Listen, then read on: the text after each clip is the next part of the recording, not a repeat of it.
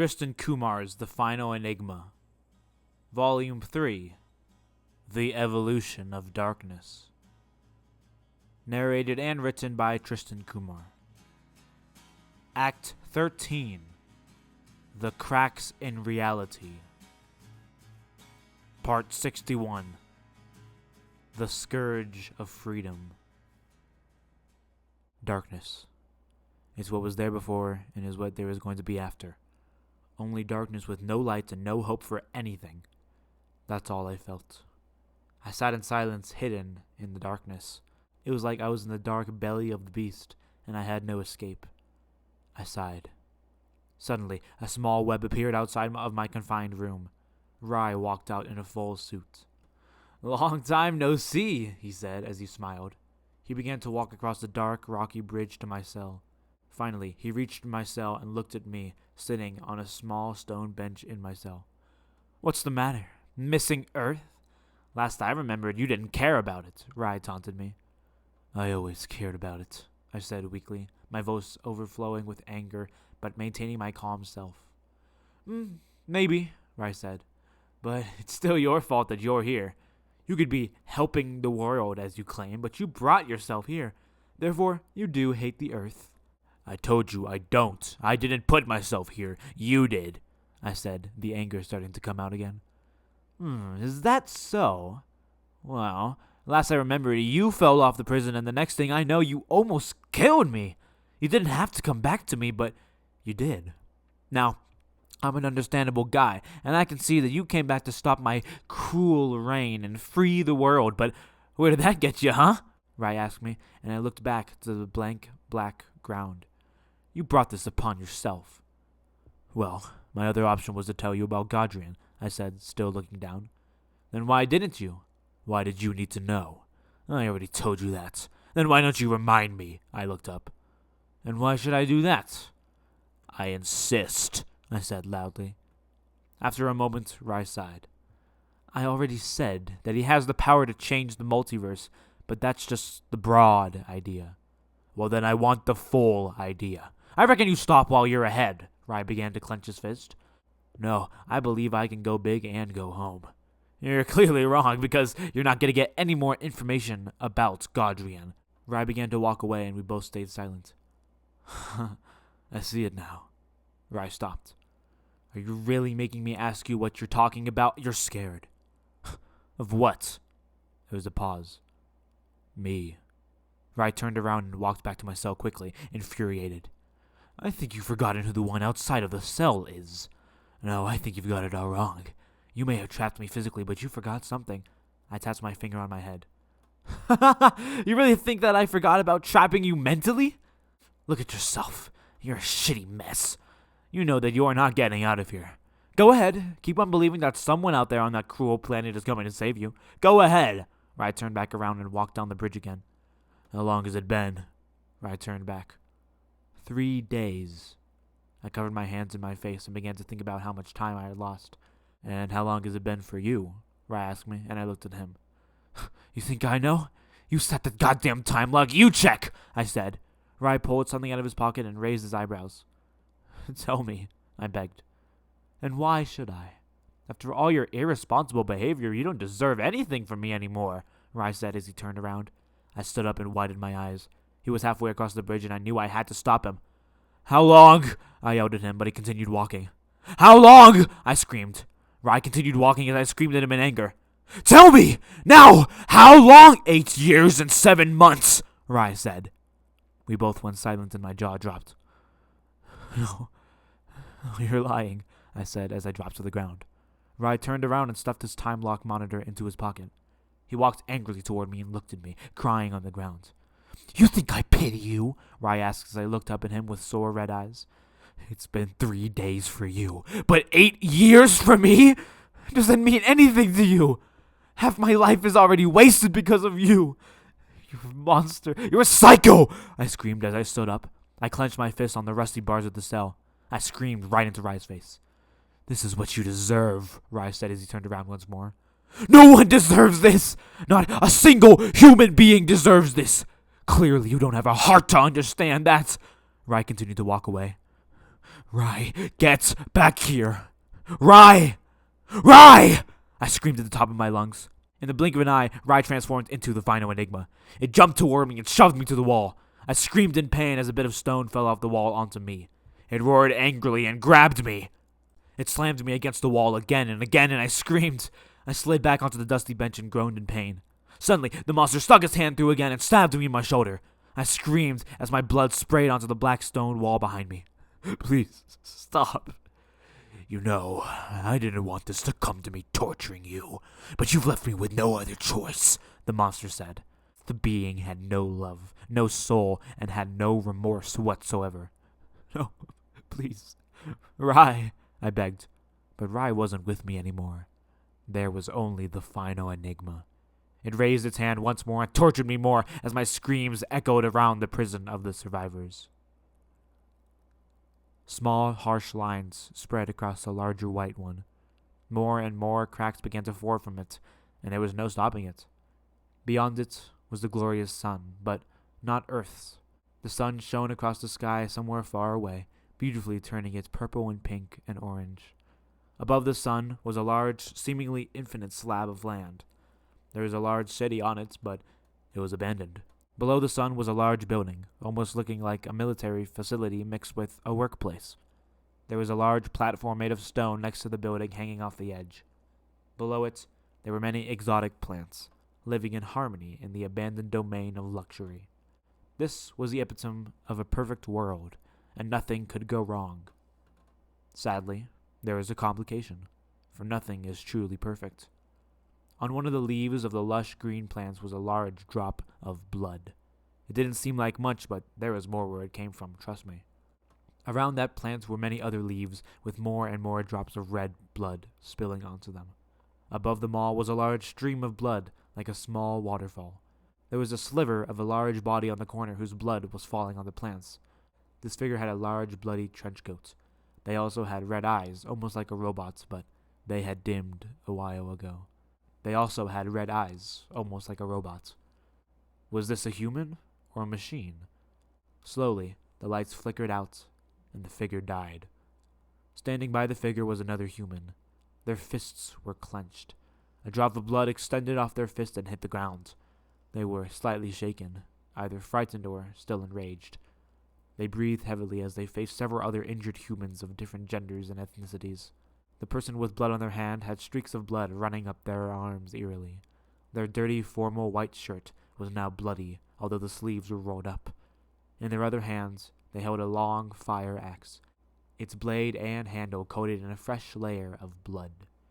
The person gritted their teeth as they dropped the axe, making a large clinking sound as it hit the stone. Slowly, the person limped away from the dead body whose blood was still dripping onto the plants and headed toward the others. The others separated to make way as the bloody person walked past them. They walked around the building and finally stopped at a station. The others finally caught up with them as they looked out to the magnificent sun ruined by a large crack in the sky. The person covered in blood groaned and placed his hand on a large gaping bloody gash near his stomach. It was wide open, and he had not treated it yet.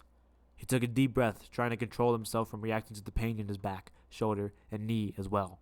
He had to maintain himself for just a bit longer, or he would be weak once again.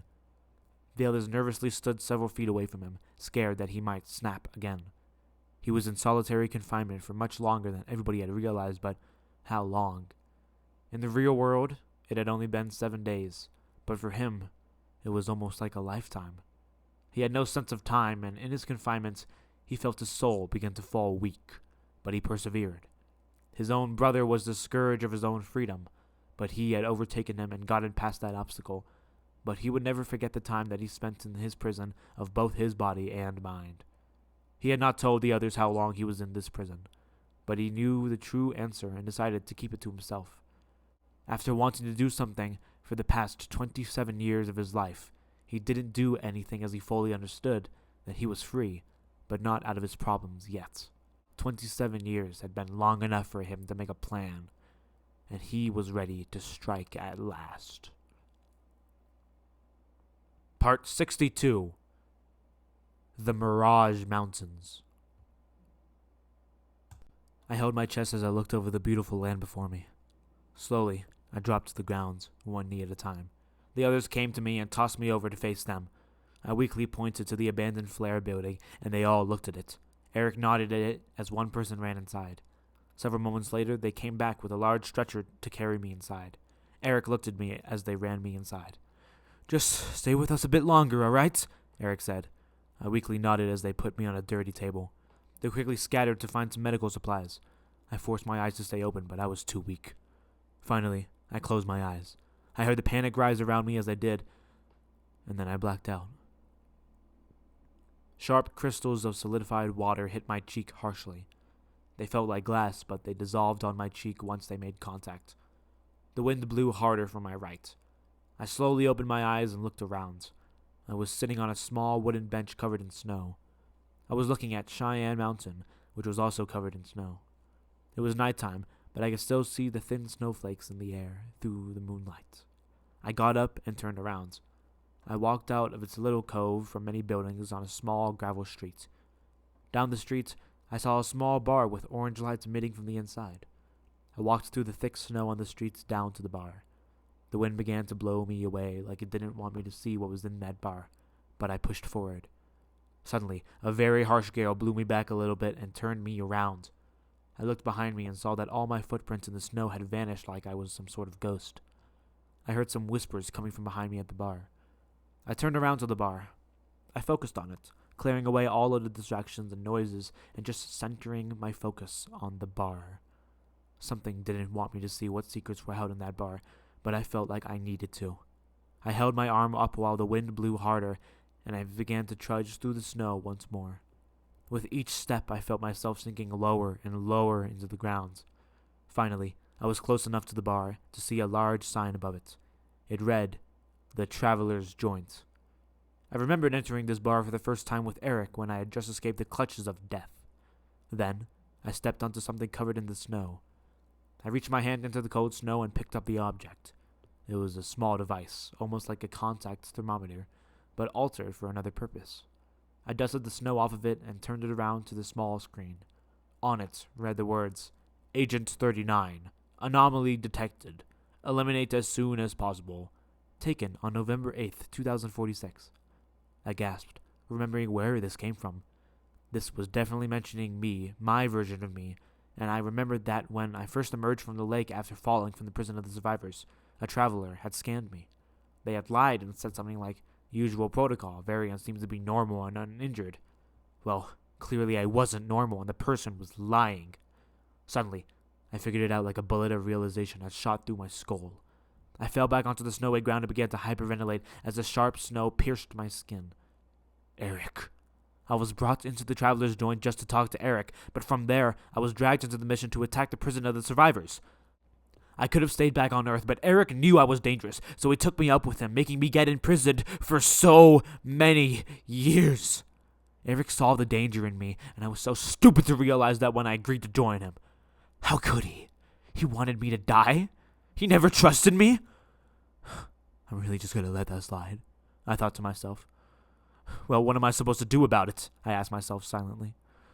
Why don't I handle it? I asked myself as I looked at my clenched fist, full of anger from realizing that I was lied to all along. I have the capability, so why not? I'm not going to hurt him or any of them. That's not right, I said. Not right? What am I saying? Did Eric really need me to fight Rai?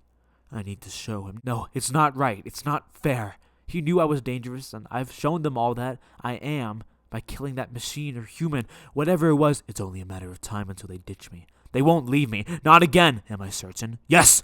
I'm fighting for them. I'm fighting with them. What am I fighting against? We're fighting against Rai. We're the final Enigma. We're trying to collapse his corrupt empire and end his massacre of innocent people. I started that war. No, it was already going on. If I didn't go with them on that mission, then they would have been killed, and that would be that. But I convinced them to change their strategy, and in doing so, we succeeded in injuring Rai, but at what cost? I even told Eric to spread the word that Rai was not immortal. I started that.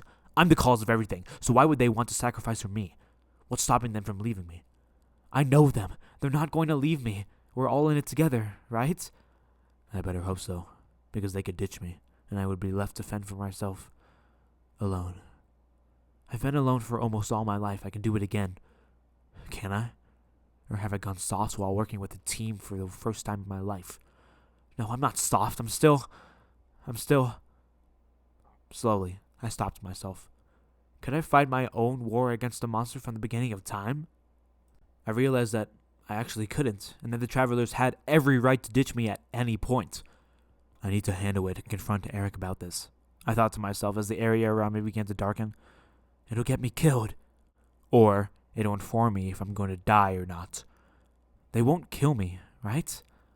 Well, I thought as I went into complete darkness. I guess we'll find out. I felt a large shock on my chest, reawakening my heart, although I wasn't dead. I sat up quickly and screamed. Eric took off the defibrillator paddles on my chest. I breathed heavily and looked around at the other travelers, my mind still on a new truth revealed to me. I'm sorry, we didn't know if you were dead or not, Patient One said. No, you're fine, I said, as he nodded. I tried to recollect my thoughts as I looked at the gap in my chest and realized that it was all stitched up already. Thank you, guys. Really, you didn't have to. You were going to die, Harley said. You were bleeding out everywhere, Samantha said. I looked at the ground below the table and saw my dry blood splattered all around it. It's a human instinct. We had to save you, Xavier said. We're not just going to leave you, Deshawn said. I nodded at them as Deshawn's comment immediately directed my mind to the thoughts of Eric trying to kill me all this time. I looked at Eric as he put his hand on my shoulder. Are you sure you're okay, Agent 39? He asked me as he looked at me in my eyes very sincerely. I'm fine. Really, I'm feeling excellent, I said, as he smiled and took his hand off my shoulder. I got up weakly out of my bed and saw a black jean jacket on a chair. Oh, that's for you, Patient One said as he pointed to it. Where'd you get it from? I asked as I felt its soft leather. The city, down below. Its store was a bit burnt on the outside, but it's all good. We know you haven't had great clothes lately, so we thought to give you this, Eric said. On the seat of the chair was a soft white t-shirt and soft black pants. Thank you. Really, I said as I grabbed them all and walked out of the room. After changing into their fresh clothes, we exited the Flare building. I took a deep breath in and looked at the others. That way, Deshawn said as he pointed down to the infinite plane. There's nothing down there, though, I said. No, that's the trick. I've been here before, and I've only seen them once. It's like an illusion. You just have to catch it at the right angle, Deshawn said as we all began to walk through the low grass past many trees. It's cool, you'll see, Samantha said. As we continued to walk, I looked up and saw larger peaks of the mountains begin to appear. Slowly, more and more of the mountain range revealed itself to us. I stared in awe as the entire environment changed. We were now standing on what seemed like a massive broken glass platform, looking at many large mountains, going on seemingly forever. It was gently snowing near the top, and there appeared to be a grayish tint to the whole atmosphere. What is this? I asked in awe. These are the Mirage Mountains, Eric said, and we're going through them to the exit of Jamal's world. Part 63. An Imminent Schism. My mouth was still ajar as I looked up and down the large Mirage Mountains. This was spectacular, and I had never seen anything like this before. Everyone walked forward, and I joined them. We walked closer and closer to the mountains as the wind blew a bit harder against us. From the office, it was hard to see, but occasionally there was a time where it was visible, but it was pretty beef, Deshawn said to all of us as we walked under a large outcrop of the mountains leading to a massive cave. Deep in the cave was a small flicker of a blue light. Something was down there.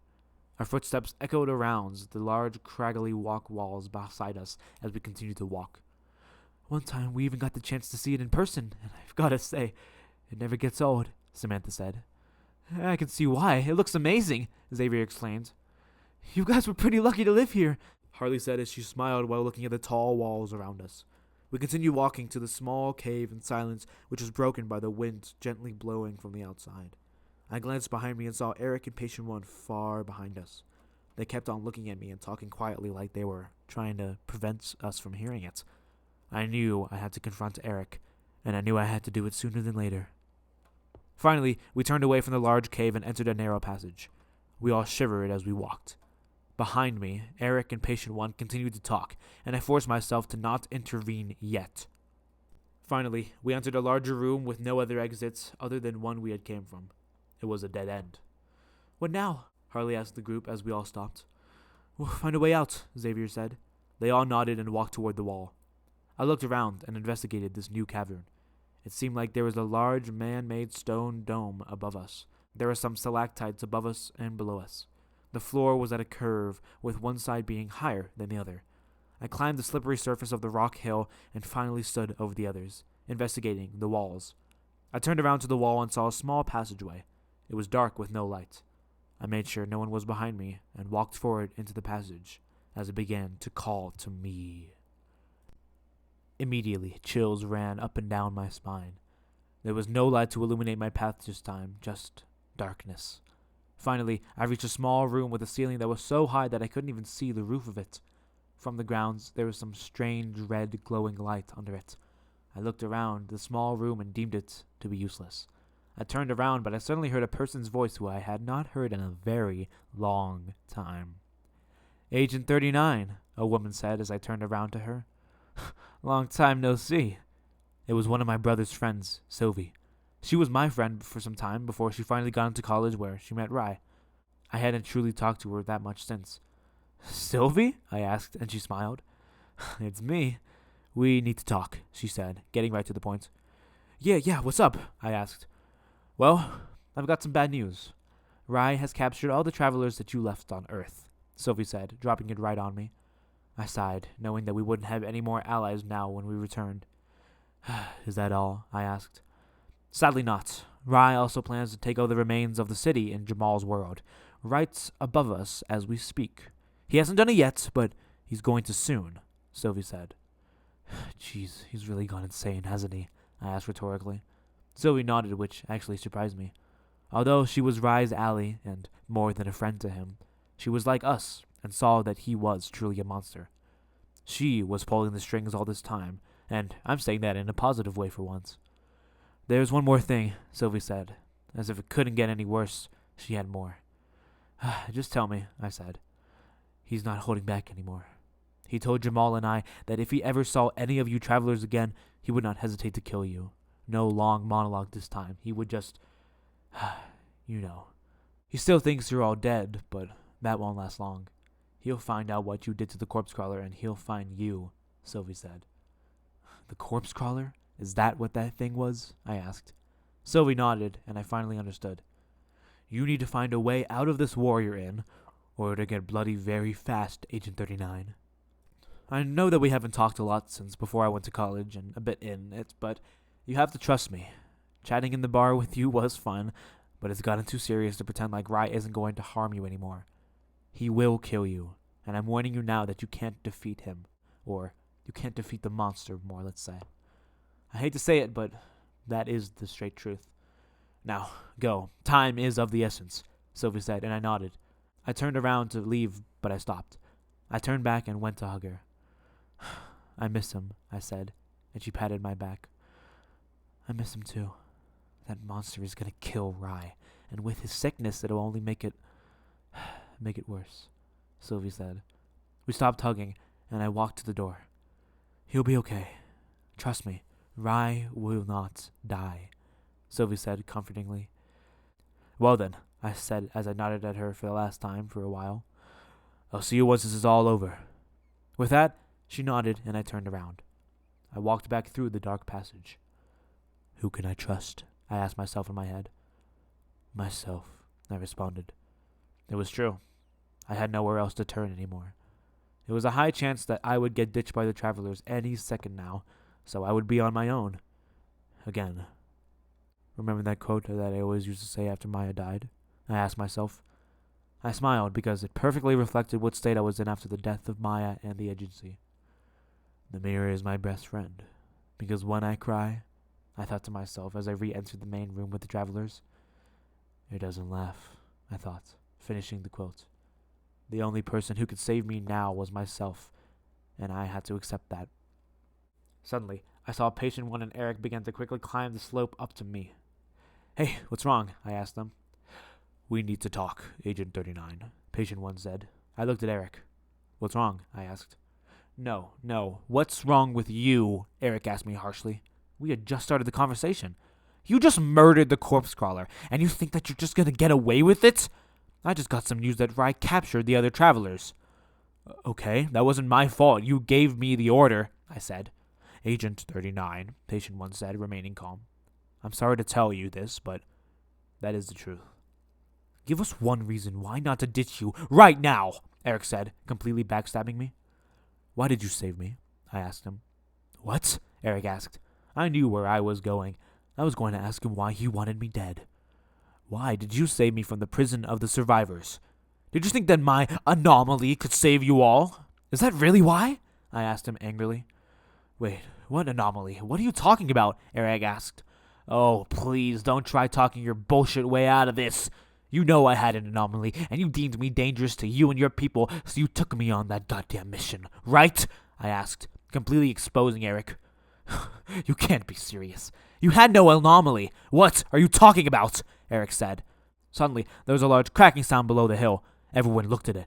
Suddenly, the floor collapsed and everyone fell into the large void. We all screamed as we fell.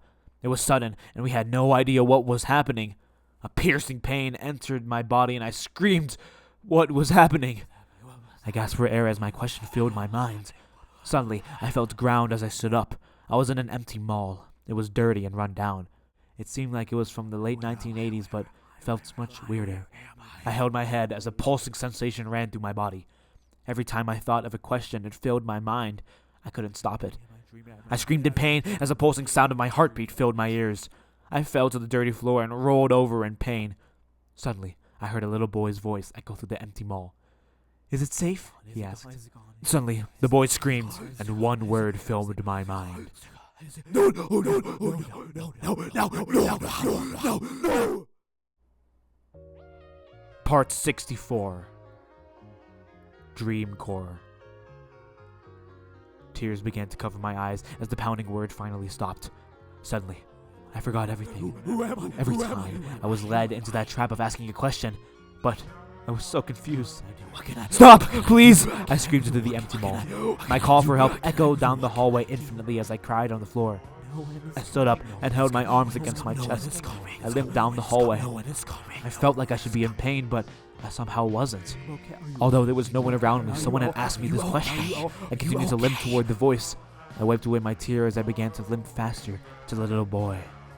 I heard the little boy cry out again, but I couldn't help him yet. I continued to quickly limp through the halls of the mall, but every time I got closer, the voice seemed to get further and further away from me. The little boy screamed again, and I put my arm out as I fell to the ground. I closed my eyes as I began to stand up, but once I opened my eyes, I was in a new place. I was back in Plasma Zen, the same place where I had officially met Chris and begun my whole journey. I was in front of the receptionist's desk, which was empty. I heard the little boy from the mall scream again around the corner. Don't hurt him! Lightning from the raging storm outside illuminated my shadow as I limped down the hall. I passed by room 101 eerily, which I took a glance at. Its door was damaged and open. I pushed it open and saw a complete mess inside. Thunder rocked the building as I looked down and saw a small stream of blood coming from the bed. On it was something that was majorly bleeding, hidden in the blankets. I walked past the debris to it and I looked at it. I wish I could erase this moment from my mind because in the blankets was something, God, unimaginable and so gruesome that I won't even explain it. I stumbled away from the bed in disgust and ran outside the room. I closed the door and hyperventilated. I stumbled down the hallway as lightning struck again. I made my way closer to the sound of the boy screaming, but I could never actually reach it. I suddenly heard someone laughing all around me. I screamed. I heard the kid scream again and I opened my eyes. I was out of Plasma Zen and now on the gravel road standing outside the traveler's joint. The kid screamed in pain as the voice laughed again. Suddenly, I heard the kid's thoughts. I heard the child scream again and this time I ran to the door of the joint. I yanked on it but it was locked. Inside I saw the silhouette of a little boy and a large monster. Stop! Don't hurt him! I screamed from outside the door, banging on it. It seemed that they couldn't hear me. Suddenly, the door burst open and the final Enigma looked at me. I gulped in fear. Finally,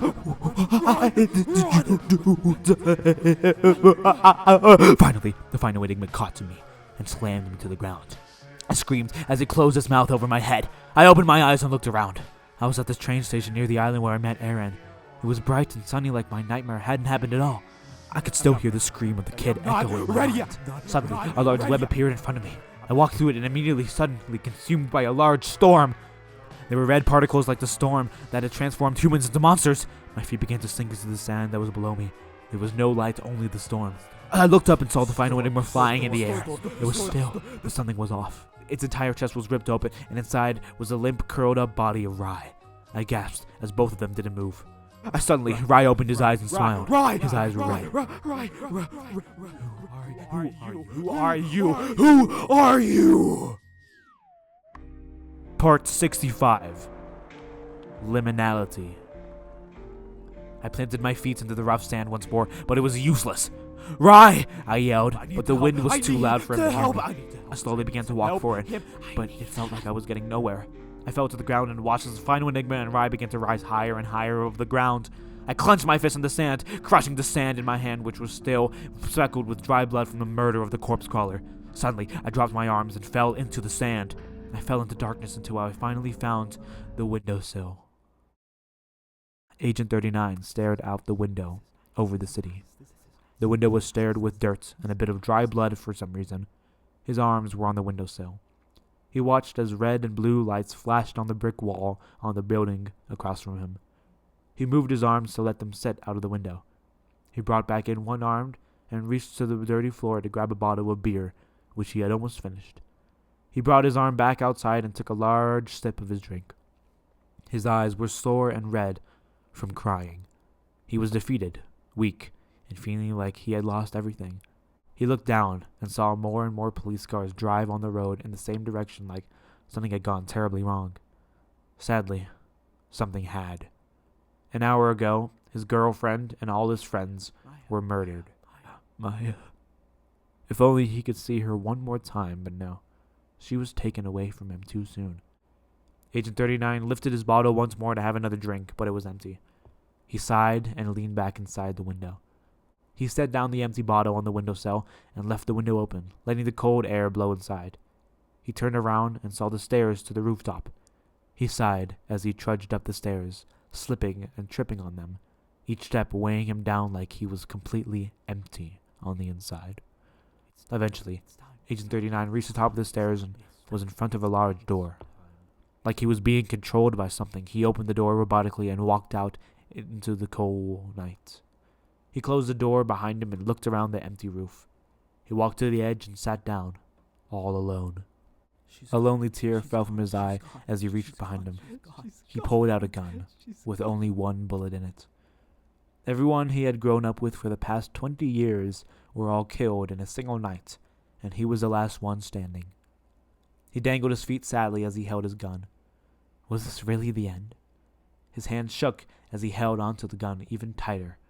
He took a shaky deep breath. He wasn't ready. Every time he thought about throwing down the gun and trying again, she came back. He set down the gun beside him and put his hands over his face. He began to cry. Police sirens wailed below him in the cold streets of the dark city. A fog clouded his mind like a never-ending storm that consumed all happiness out of his life after one night. How could he be this miserable? He continued to blame himself for their deaths, which just continued to weaken him even more than he already was. He picked up the gun forcefully and put the tip of it under his chin. He closed his eyes as more tears streamed down his face. His finger was still off the trigger, so he could still save himself. He began to gasp for air as he couldn't decide what he wanted. Suddenly, he felt a soft hand touch his shoulder. He opened his eyes and looked to where the hand was. He saw a transparent figure of Maya. "Don't do this to yourself," she said softly, her voice like a whisper. "I was the one who killed you. This is what I deserved," Agent 39 said through tears. "You're still alive, though, so forget about us and continue living," Maya said. "Continue living?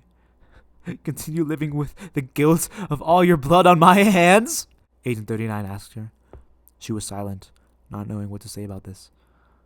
"Maya, I love you, and I wish you were here, but you're not. These fragments and pieces of my life are spreading further and further apart, and it's only a matter of time until... He stuttered as he looked down at the gun in his hand. "I have to end it. You are one of the strongest agents in the Academy, and I know you can fight this," Maya said.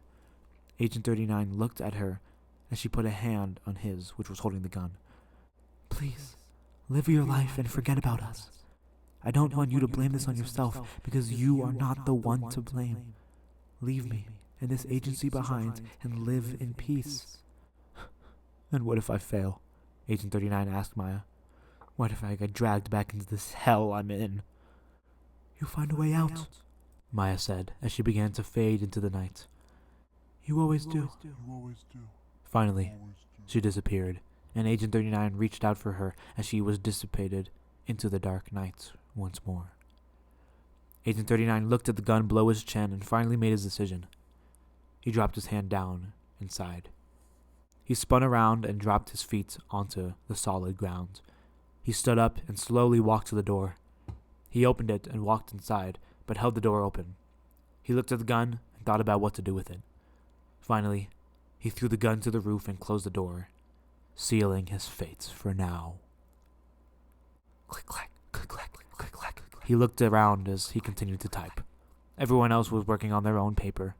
It had been a month since his fellow agents had been killed. Agent 39 sighed as he continued to type. News of Multilabs spreads more and more as the two genius scientists behind the legendary technology continue to work to provide for everyone. Many doubt that this will work, but it's only a matter of time until we figure out if it's good or not. That's all we have for today, but make sure to check in tomorrow for more news. Have a good day. He looked at it and sighed. Was this what his life had come to? Glug glug, glug glug, glug glug glug. The loud click sounded from the machine as he walked up to his car and pulled out the gas nozzle. He set it back on the wall and hopped in his small car. He pulled out of the station as another person drove in behind him. Agent 39 pulled his car up to the store and parked his car. He got out and locked his car as he walked inside. He waved to the cash register, who kindly waved back. He walked around and bought some things. He paid the cash register and left the gas station. It seemed that his new life in Arizona was going pretty well. Are you worried, Agent? Are you worried, Agent? He raised his hand as the bartender, and she nodded. She came over and poured him some more of his drink. She leaned on the counter and looked at Agent 39 as he drank more. Anything else I can get for you, darling? The bartender asked in a southern accent. No, that's all, Agent 39 said as he pulled out his credit card. He paid for his drinks and finished it. He waved back to the bartender, and she smiled back as she grabbed a slightly dirty light blue cloth and began to wipe the inside of a small glass. Agent 39 walked past the other people in the booths of the diner to the bathroom. He pushed open the door and entered the room. Inside, he saw two men huddled closely together. One was holding a small stack of cash, while the other held several boxes containing some sort of capsule with red gas inside. Quickly, they hid the items behind their back and nodded at Agent 39 like nothing was going on. What's going on here? Agent 39 asked them. None of your business, man, one of them said as they stepped back away from him. What are you selling? Agent 39 asked. They looked at him in confusion. You know about this? One of them asked. Tell me about it, Agent 39 said, pretending like he was interested. They looked at each other. They didn't trust him. Come on, just let me see, Agent 39 asked as he stepped forward, but the two men stepped back. Get out of our way, one of them said. They began to walk toward Agent 39 to leave, but one of them accidentally dropped the small case with the capsules inside. They dropped onto the ground and scattered over the ground. The men cursed as they dropped to the ground and began to quickly pick up the capsules once more. Seeing his opportunity, Agent 39 quickly bent down and picked one up nonchalantly and quickly walked to the bathroom door. Hey, give that back! Agent 39 closed the door and quickly walked by the others in the diner to the exit. The two men came out of the bathroom and yelled at Agent 39. Exposed, Agent 39 ran to the door and pushed it open. He waved goodbye to the bartender and she waved back. He shut the door behind him and ran to his car. He opened the door of his car and climbed inside as the two men ran to his car. He started the engine and backed up away from them. They cursed as he drove away from the gas station. Where did you get? Where did you get this? The detective asked him. On the table before Agent 39 was a nameplate that read, Detective Tyrell Davis. Behind Tyrell was a picture of his family showing him and his wife, who was pregnant. I sold it from some people selling it in a diner bathroom, Agent 39 said. Which diner? Tyrell asked him as he took notes. I think it was Mel's Diner, you know, Agent 39 said. Tyrell nodded, knowing the place, and gently threw his notepad to his table. Yeah, we've already gotten a lead on this before. Some guys came in a couple days ago, said they walked in on a trade of this stuff. Same as you, Tyrell said. Is it dangerous? Agent 39 asked. Well, we don't know, and we want to find out. All we know is that this stuff is bad, and it's everywhere, man, Tyrell said. Why don't we try to stop the trade then? Agent 39 asked. I beg your pardon? Tyrell asked as he put his interlocked fingers on the desk. We can track them down and try to see what it's used for, and then try to take down the whole system, right? Agent 39 proposed. Well, we don't know how nimble these guys are. It's not like this is a drug bust or anything. It's something else, Tyrell noted. What if it's exactly that? A drug bust. We will find out where the nest is and capture the rats behind it, Agent 39 explained. This would be flawless if we knew where they were, but we don't, Tyrell said, and Agent 39 nodded sadly, realizing that this would be impossible to pull off. Then, he thought back to before he interrupted the men in the bathroom. Where are we meeting tonight? Herberger. Agent 39 remembered one of them saying, Herberger Theater, Herberger Theater. Herberger Theater, Agent 39 suddenly said. What? Tyrell asked. Before I interrupted them, I remember them saying that they're going to meet us at Herberger Theater. That's like a couple blocks from here, right? Agent 39 said. When is this? Tyrell asked him. I think they said tonight, Agent 39 said. Tyrell looked at his watch and noted the time. If we're doing this, we better go now. You need a ride, or? Tyrell asked. No, I have one. When should I meet you there? Agent 39 asked. 20 minutes from now, sound good? Tyrell asked me. I nodded. Just formally, alright? We don't really want to cause a scene. Also, what's your name? It's Agent 39 stopped, remembering to hide his name. Agam. Yeah, I'm Agam. Agam. Alright, Agam. I'll see you there, Tyrell said as they both stood up quickly. They both went out the same way and got in their separate cars and drove off in different directions. Agent 39 opened the door to the roof and saw small raindrops beginning to sprinkle. He saw the gun on the ground, which was still there, and walked up to it. He bent down and picked it up. Agent 39 parked in front of Herberger Theater and got out of his car. He jogged through the increasing rainstorm and went under the roof of the entrance. Thunder quietly rumbled in the distance as Agent 39 looked through the rain for Tyrell. His suit was a bit wet, but it was fine. Out of the darkness covered by rain came a car. The car parked next to Agent 39's and Tyrell stepped out, also in a fine suit. He ran up to Agent 39 and nodded at him. Alright, let's move, Tyrell said. Agent 39 nodded at him, and they ran inside the theater. The doors were closed and no one was in the lobby. They ran around on the soft red carpet trying to find a way in. Up! Agent 39 yelled as loud applause came from the inside of the theater. They both skipped stairs as they quickly ran up them, knowing that they were almost out of time before the people would begin to flood the lobby again. Doors began to open above and below Tyrell and Agent 39 as they continued to run on the next floor. More and more people ran out as the agent and the detective became surrounded by people, bustling to get out. Do you see them, Agam? Tyrell yelled over the loud noise of chatting people. No! Agent 39 yelled as they looked around desperately. Suddenly, he saw two men in suits from the diner. They were walking out quickly, trying to escape as fast as possible after completing their trade. There! Get them! Agent 39 yelled as he pointed down to them. They looked up at him and began to push people to run out. Agent 39 and Tyrell ran up the stairs past the people and finally ran outside to the rain. The rain poured down on them as they looked around. Suddenly, they saw a car speed through a red light, indicating it was the men. Agent 39 and Tyrell ran to their separate cars and sped after the two men, slipping and sliding through the rain building. After speeding past many cars, they finally got close enough. Agent 39 knew what to do from the academy and to end the pursuits and sped forward a bit more and crashed into their car. They crashed into a street lamp on an empty street. Agent 39 screeched to a stop and the men's car flipped. Tyrell and Agent 39 got out and ran to them. They didn't want to kill them. They ran to the two men on the ground, but one of them suddenly turned around and shot Tyrell in the heart. Tyrell! Agent 39 screamed as Tyrell fell to the ground. Without hesitating, Agent 39 pulled out his gun. The man screamed as he shot them both in the head. Their blood mixed with the rain as Agent 39 ran to Tyrell. He noticed something sticking out where the bullet had hit him and pulled it out. It was an empty capsule with its red substance gone. Tyrell coughed up blood as Agent 39 held him. We got him, Tyrell said as Agent 39 clenched onto his hand. Agent 39 nodded as Tyrell slowly went limp. We got him. Finally, Tyrell went still. Suddenly, one of the men coughed. Agent 39 stood up as lightning flashed behind him, his hair hanging down from his head in anger. He turned around and walked furiously to the man who was still alive and flipped him over and saw his entire eye was gouged out from Agent 39's bullet. What is this stuff? Agent 39 yelled at him. It's a new formula that kills instantly, he said as more of his blood flowed out of his body. Where did you get it? Who gave it to you? Agent 39 yelled at him, but he was very weak. The man tried to say, but he died. Agent 39 yelled in anger and sadness as thunder rocked the big city. The door opened and a black woman stepped out. Agent 39, still in his suit which still had blood from the previous night, stood at the front door. Can I help you? The woman asked. The woman cried as Agent 39 watched her. How could they do this? She asked Agent 39. I'm not sure, but we think that we've still ended their trade here once and for all, Agent 39 said.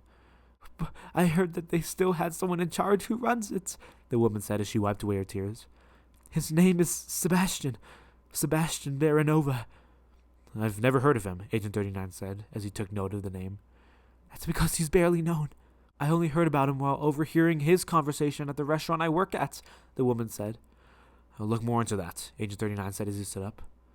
What are all these boxes for? Agent 39 asked the woman. We're moving to New York in a month. Well, I guess it's only me now, the woman responded. Agent 39 nodded slowly and turned to the door. Oh, you're leaving already? She asked. I have to go. I'm so sorry, Agent 39 said. Before he turned around, he looked back at the woman who was pregnant. What's their name? Agent 39 asked, curious. Tyrell and I thought of a good one, the woman said. Xavier. It's a beautiful name, Agent 39 said. Thank you for everything, she said, and Agent 39 turned around. He opened the door, but the woman stopped him. Wait! What's your name? Agent 39 turned around and realized that he was done hiding. Agent 39, he said, and she looked at him in confusion, but understanding. He turned around and walked outside to his car. He decided to return to being an agent, to continue hunting and searching until he found Sebastian Baranova. He would not stop killing until justice had been served. Once an agent, always an agent. Once an agent, always an agent. I opened my eyes and looked around. I was facing a large wall with many cosmic cracks in it. I walked forward to it and felt it.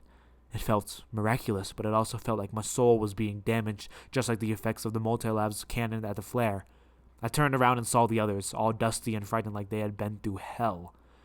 We need to go back, I said as I walked to them. What did we just go through? Eric asked, scared. It doesn't matter. What matters is that we need to go back, now, I said. We were wasting time. What is happening to our souls? Patient 1 asked me. Whatever it is, it's caused by Rye. Now, do you want to stop it or not? I asked. Everyone collectively nodded. I nodded back and looked back at the Mirage Mountains. We all had nightmares that we didn't want to see. We all were stuck there, but now we were free. We were going back, and we were going to fight Rye. And I didn't care if it killed me or not. We're out of time. This episode was recorded and written by Tristan Kumar. If you enjoyed this episode, make sure to check out Act 14, Finis Agentis, or however you pronounce it. I'll figure out a way by next act. Yeah, in case you could tell, parts, a little bit of 63, all of 64, Jesus Christ, and 65 was a bit weird with those strange whispers, because if you look at the original manuscript, it's just a bunch of copy and pasted italicized words, especially on that one at the very end of part 64. I do this big no, right? That's an entire page, just no. It's kind of weird. And I wrote it that way because I was bored of writing a bunch of paragraphs and doing boring things. So I decided to do this. I hope you enjoyed it. Part 66, the first parts in Act 14, is also going to be really weird. You just gotta stick with me on that. But anyway, if you enjoyed this, make sure to check out the next acts. Thank you all so much for being here. Bye.